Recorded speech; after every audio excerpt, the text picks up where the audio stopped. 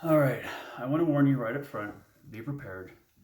I am about to share something extremely personal and very detailed.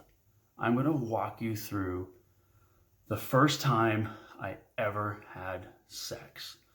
And then I'm going to continue on and explain how my first time having sex directly correlated to me having walked away from my job almost exactly 30 years later. So here goes. I warned you. I grew up a very awkward kid. I was shy. I was really skinny. I was the kind of kid that would have married the first girl that ever said hello to me or spoke to me. I was a late bloomer. I did not have sex for the very first time until I was 19. It was December of 1990. I was living in Arizona going to college, and I was back in Denver on Christmas break. So let's jump into that night. I am in this college-style apartment. We had been out with a bunch of friends, and we were back, and my friends were on the floor, kind of passed out. There were these Nagel pictures that were on the wall. The only light in the apartment was a strand of Christmas bulbs across the ceiling, and I was sitting in this big wicker chair with cushion. I think they call them papasan chairs, if I remember. And this girl was sitting on top of me. Her blouse was pink with big poofy shoulders, and it was already unbuttoned, and her bra was showing. And she was pulling her head or my head up into her face. We were making out, and the smell of Aquanet was overwhelming. And then she would push my face down into her chest and just rub her face all over her chest, all over my face, and the bra hurt, but I wasn't about to let that stop me.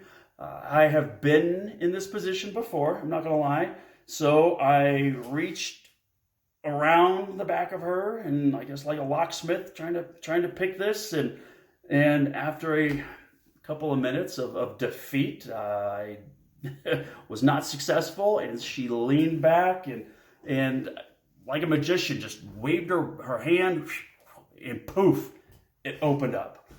Wow. And we continued. She was making out again, and it was sloppy. And at that point, she took her hand and she started reaching for my belt, and I thought, wow, this is it. This is going to be it. This is what they write movies about. This is what they write books about, and I am about to enter the club of non-virgins. This was going to be it. And she was still leaning in, and I was feeling kind of crushed down into the chair, and she got my belt off, and she pulled it out and whipped it out from my jeans. And at that point, without trying to be too awkward, I'm kind of reaching around into my back pocket for my wallet, and I get it out. I fell on the floor. So again, without trying to break the moment, I kind of roll her to the side, and as I'm doing that, of course, I just fall down to the ground, and I'm reaching around to try to find my wallet, and there it was on my blue polo shirt that had come off earlier, and I pull it up, and apparently she didn't notice because she was in this half fetal position already. Her shirt was all the way off, and she was reaching down, and she was taking off her capri pants. And sure enough, there I am. I find my wallet. I stand up. There it is. It's my blue OP wallet. And I flip it over, and on the back is that white ring of the condom that had been found its housing there for the last God knows how long. It's set up residency there. I rip open the Velcro. I reach in, and it's like, bam! I've got it. I pull it down, And I quickly inspect it, and it was pretty worn, all white and wrinkled, but looked okay, no tears or anything. So I rip it open, and I pull out this little gold medallion, and I look down, and sure enough, man, everything is ready to go. Mission control says ready for takeoff. I take this little gold medallion, and I take it, and I start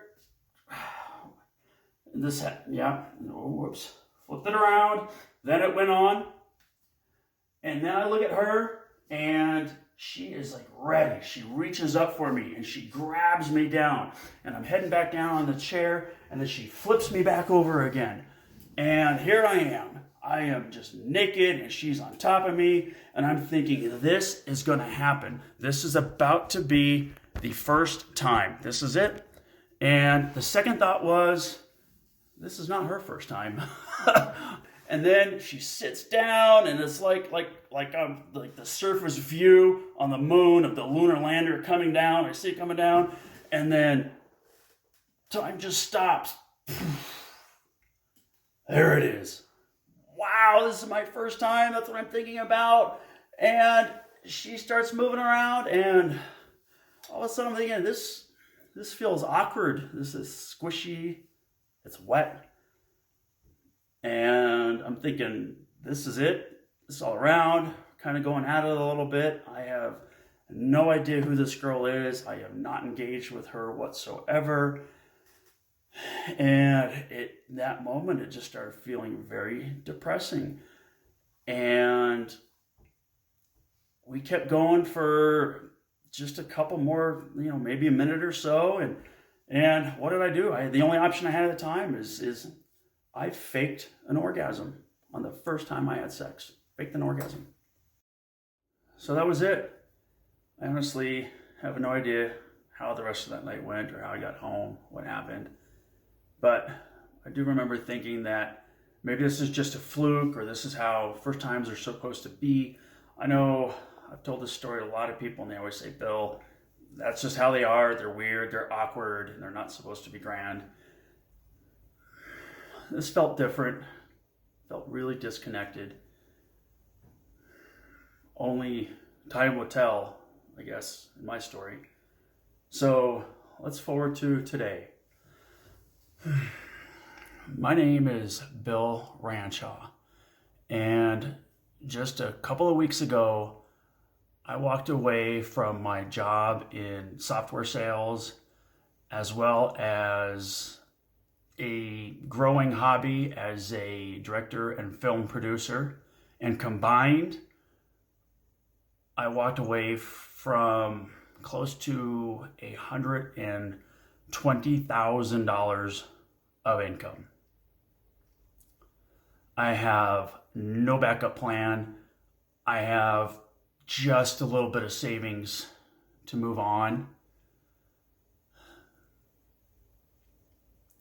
I have no idea what's going to happen next, but I am trusting on the universe that it is going to provide. So if you are wondering how my first time having sex is anyhow related to me walking away from everything 30 years later, you are welcome to join on the rest of my story. I'm not trying to sell you anything. I'm just asking that as you listen, see how my story can relate to you in your life, maybe a loved one, a close friend, someone you know. If it resonates whatsoever on any level, just look for that as you listen to my story. I am hoping to reach the millions of people out there that I know have or are experiencing the same challenges that I have, that you will hear about. So let's continue on with my story. Let's go back to Arizona. I just gotten back. It's about a week after I had sex the first time, and I am back in my dorm room. Kind of fell back into my old routine, which at the time I actually had a massive infatuation with a girl in the dorm, and the kind of relationship where you are the friend in the friend zone, but she's always inviting you up to the, her apartment. and her dorm room, and she would ask for back rubs. I'd give her back rubs, topless, and all I would do is sit and hear her talk about how crappy her boyfriend was, that he didn't pay any attention to her, and so on. And here I am thinking, here's a nice guy. Here I am. I'm paying attention to you. I care about you. You see what's in front of you. And this went on for a while until one time the boyfriend asked me to go hang out with him and a bunch of his friends. And so I did, begrudgingly, because of course here's this jerk, this a-hole that all I've ever heard about is asking me out. Does he want to beat the crap out of me? I don't know. Who knows? But we go out. We had a good time. I liked the guy. He was a nice guy. And he thanked me for spending time with his girlfriend. He said, I know, he's busy. He played sports at college, and he was very appreciative. And I came to realize that he wasn't mean. He was not mean to her. What I took away is he treated her with indifference. It wasn't mean. It was just that she was not always the first priority. He had a lot of things going on in his life. And from that, I started making changes in my own life. I started working out. I got into shape. I started getting a lot of attention from women. It was great. But I took that lesson with me, because anytime I started showing appreciation or started liking someone, I fell into the friend zone. I didn't like it. So I started treating women with indifference. I love women. I was never mean, but it was, hey, if you want to hang out, we hang out. If not, no big deal. I got stuff to do. And once that mentality changed, it was like a magnet. I was all the time meeting women, and I was gaining a lot of confidence. I actually went and taught myself how to country dance. I was going to country bars and I started teaching country dance, and I had all these women, and it became a life from that point on. It was a massive journey that would go on for many years of hookups. It was just hookup after hookup after hookup. At some point in time, I can get into a lot of stories, crazy stuff I've probably done and forgotten about. So many things that most guys would fantasize about. That is not a brag by any means. It is just what it is. And I was using AOL chat rooms to meet girls. My favorite was Arizona Country Western chat room. And then years later, dating sites came along, which I could do a whole book on. I think they're evil. I don't even know why I would continue to have all these hookups over the years, because I wasn't even able to orgasm from sex. It was just bang, bang, bang, bang, bang, bang, bang, bang, bang, bang, bang. And then when we'd be about done, I would just roll over and I just had to finish myself off. So I don't even know what the pleasure in the hookup was, but I continued it. And up until just a couple years ago, no pun intended, I could count on one hand how many times I had orgasmed from sex. And all the years, I still continue to just, watch porn and jerk off in between hookups. Until about 5 or 6 years ago, I got into a long distance relationship with a girl that I was able to see quite often. It started off, again, as a hookup on a vacation, and we were able to fly back and forth and see each other frequently. And then we started to fall in love. I started to really get close to her, and this is the first time in my life I think I ever felt real intimacy with someone. The inside jokes, the watching movies together, and just knowing stuff about each other that nobody else knew. And it was amazing. However, slowly, sexual dysfunction started setting in. It was hard to have sex. I couldn't get it up, and then sex started to become weird, like it didn't make sense. It didn't belong here. And then I finally lost all sexual arousal for her. And this was just in the matter of a few months. So over many months, I started avoiding sex. When we visit each other, I'd make sure we'd stay out late. We were watching movies. I would make sure that we were never in a position to have sex because I would get anxiety and feel like I wasn't going to be able to perform, and the whole brain just shut down to the point where she actually thought I was cheating on her. I tried to explain to her what was going on, and of course she thought I was crazy, and she thought something was wrong with her, and I felt horrible, but she never understood, and she still continued to think that I cheated on her. And so we broke up, and I couldn't argue with her. I couldn't fight for it because I understood. At that point, I decided I need to reach out for help to figure this out. I had a good group of guy friends in Arizona, and I reached out to them and I said, here's the challenge. I ended up getting impotent in the relationship. I couldn't have sex, didn't want to have sex. I lost sexual passion and desire. I put that all went out the window.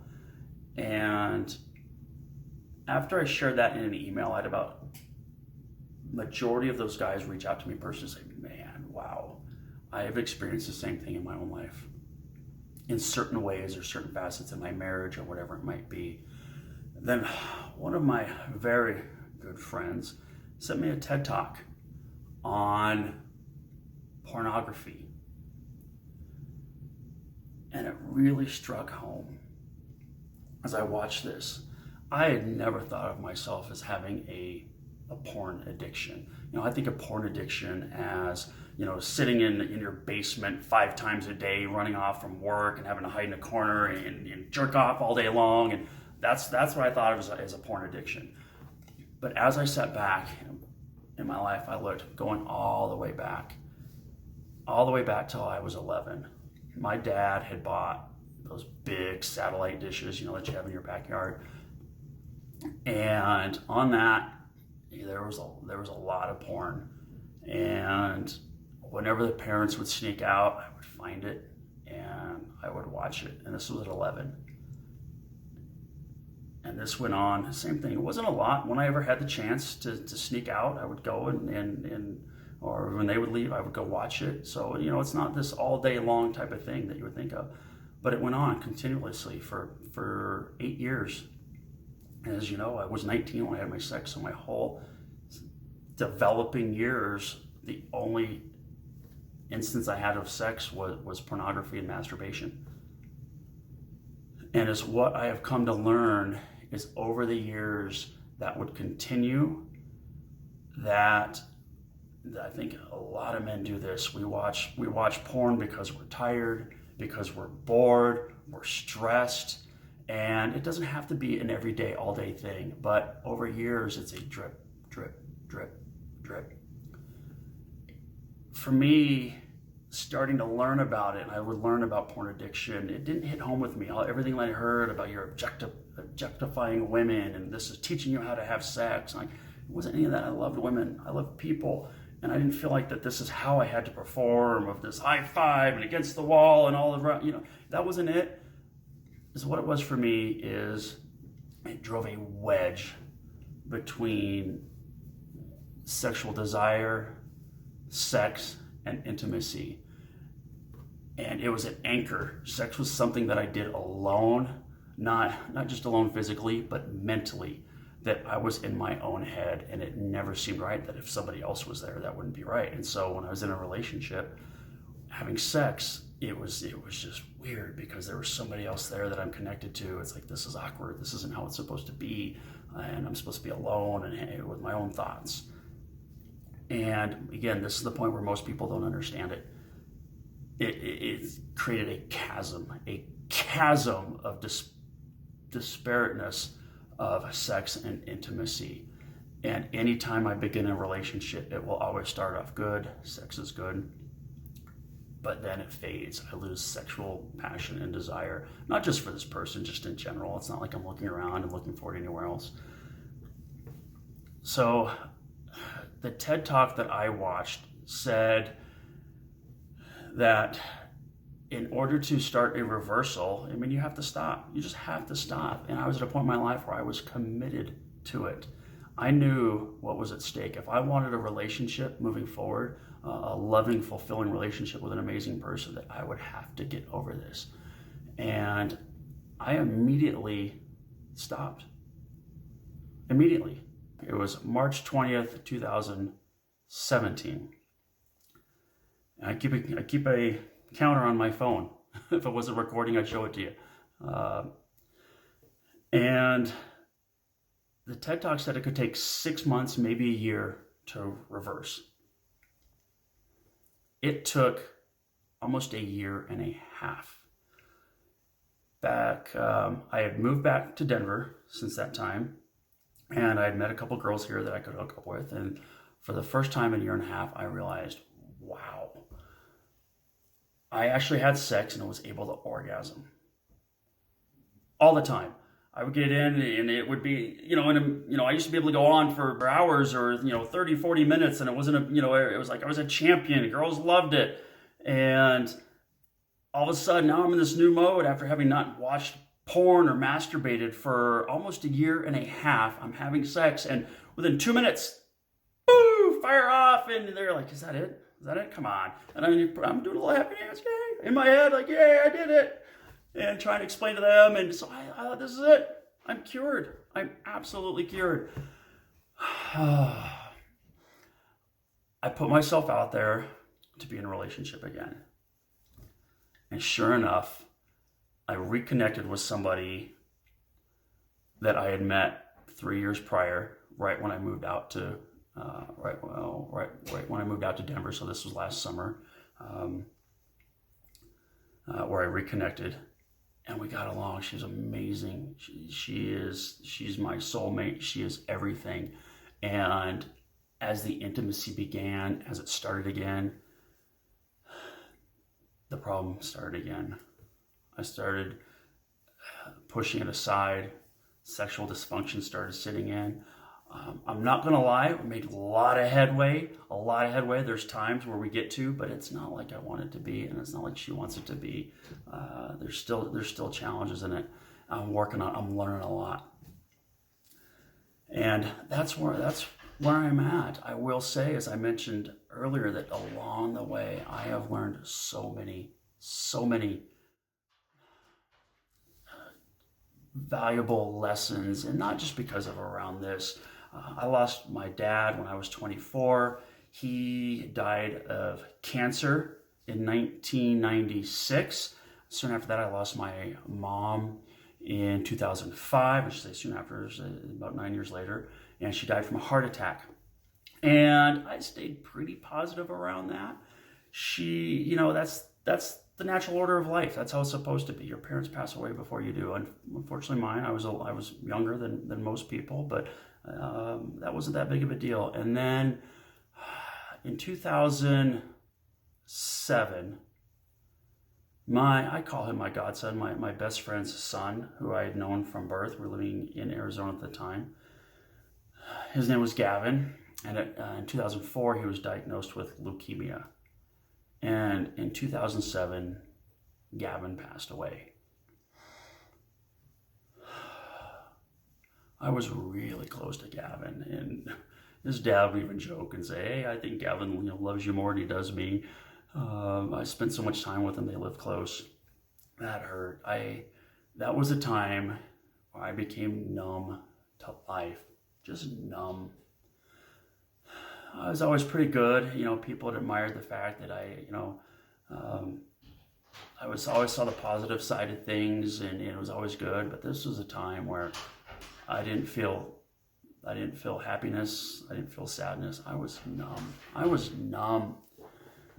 And I might have been around 2008, where I was in my house and watching some show on A&E, I think, and it was the mind of a serial killer. And that's scary. And it was talking about the mental capacity of what happens, and it is inherent in all serial killers. They become numb. They become numb to life. They said that when you get to this point in your life, you become either homicidal or suicidal. By no means was I there yet, but I could see that path. I could see if I don't do something. And that really began my journey of self-awareness and vulnerability and really learning. I would say one of the biggest turning points is I went to the organization called Landmark, and that gave me a lot of tools of understanding how we develop when we're young and how we make meaning out of everything and how that creates our belief moving forward. And for my whole life, I've had this belief, oh, I'm not good enough, I don't matter. And that never goes away. Landmark gives you massive tools on how to deal with that and how to shut it down. And the biggest piece was coming up and realizing how inauthentic I'd been to so many people in my life. In my relationships, I was too fearful to let anybody get close. And as it was going along, I would find a way to have somebody want to leave, and I was really good at making them thinking it was their fault. I mean, just horrible mental manipulation. And again, it was done out of, I was able to do it in a kind way. I was never mean to anybody. But really understanding what it was my fear of connecting, my fear of hurt. It was everything. And that's what all the years of hookups had just grind into my brain, is that it just was a repetition that just wired my brain into this existence where sex did not belong with intimacy. And I have been so grateful for everything I've learned, the friends that I have. I want to do so many lessons around, again, compassion, vulnerability, gratitude. That is a big one. And then looking at others when you're angry with them or frustrated with them, but using that to look at yourself to see where is that, because that's inside of you. You know, nobody ever does anything to you. Your own emotions, you control everything around it. It's all you. And finding new ways to re-anchor and readjust that. And so that's where I'm at on my journey. I am seeing a therapist, and it is making great headway.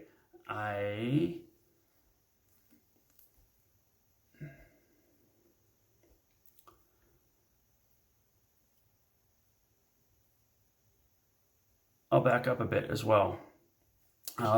Just last year, this was kind of the big turning point of another reason why I left. We were producing a documentary film on Marilyn Vanderburg.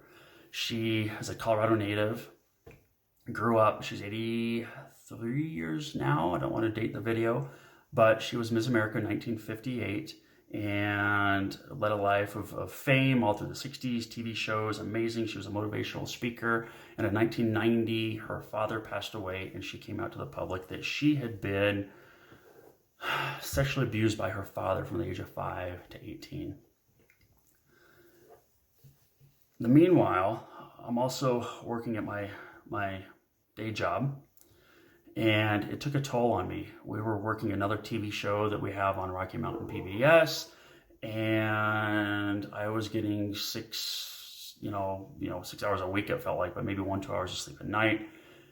And it took a toll. And during that time frame, I was introduced to cocaine. And that led a bad path last year.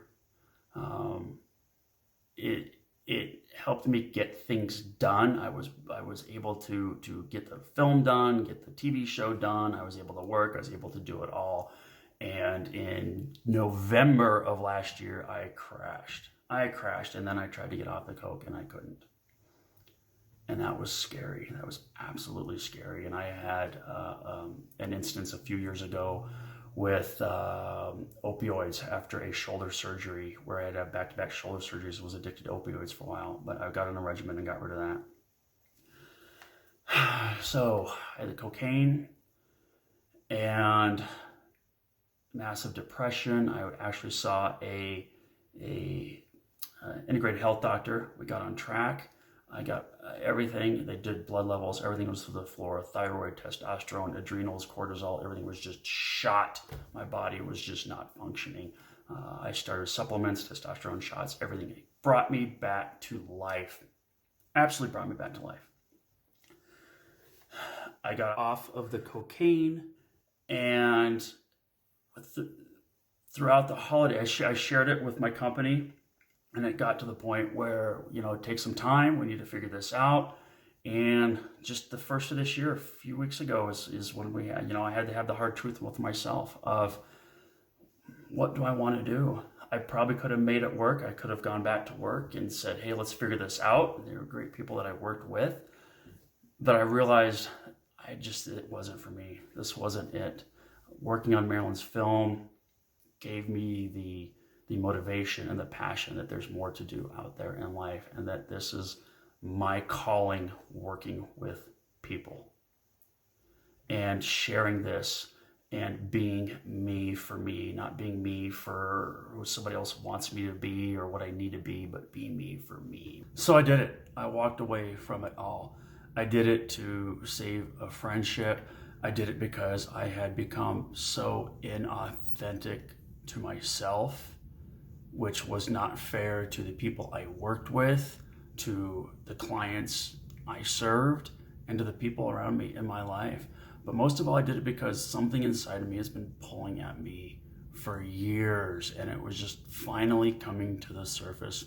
But the only thing stopping me was my precious, was my income. I was too afraid to let go. I was afraid of how I was going to pay for my mortgage, how I was going to buy food for my dog, and I did not want to just go to another job and have the same thing follow me and feel empty. So I did it. I walked away from it because the fear of doing nothing finally became greater than the fear of everything I had to lose. I wish I could say it was my passion. People say follow your passion and that will lead you to what you're supposed to do. This is not my passion by any means. I don't think I want to be out talking to the world about porn addiction and sex. No, my passions are movies, are Star Wars, are Xbox, are skiing, being outdoors, being with close friends and sharing great conversations. That never, ever, none of that ever compelled me to the point of wanting to give it all up and have to go for something. But once I chose to give it all up, everything changed. I've never been so excited, energetic, blissful. It's my calling to reach millions of people that suffer from the devastating effects and consequences caused by porn and sex addiction, and to reach those like me who have stopped the habit and cured the addiction, but still suffer the consequences of porn and sex addiction. It's causing us problems from having a thriving sexual relationship along with a loving, intimate relationship. I also want to bring awareness to young people, millions of young people, boys and girls, that are heading down the path I did. If you are a young person falling into this trap or this routine, please reach out to someone. Reach out to a friend, reach out to a parent, reach out to a counselor. This is something that will plague you for the rest of your life, and it will only make things worse. It will ruin relationships. Your work will suffer. It will cause massive depression. It will cause unhappiness. You will get horrible brain fog for years. You will be fatigued, and you will just not be fulfilled. It is not worth the few minutes or moments of empty pleasure. I said earlier, I am not trying to sell you anything. I simply ask that you share my video. I want to connect. I am a willing student for anyone out there who has maybe gone through the same thing and found ways to bridge that gap between sexual passion and close intimacy. Conversely, share my story so I can reach the millions of people out there that are still struggling from porn and sex addiction. And I can tell them, you are not alone. You are not broken. even though I have not figured this all out on my own, I can provide a message of hope. I can be a mentor. I can share with you the lessons I have learned along the way that have allowed me to find and become my most vulnerable and honest self, which in turn has led me to meet the most amazing and wonderful woman. And together we have been able to achieve a real intimate relationship and deep connection. I would also like to speak with organizations, groups, schools. If you're interested, I am happy to come and speak and share my story and listen to those stories of people who are still struggling.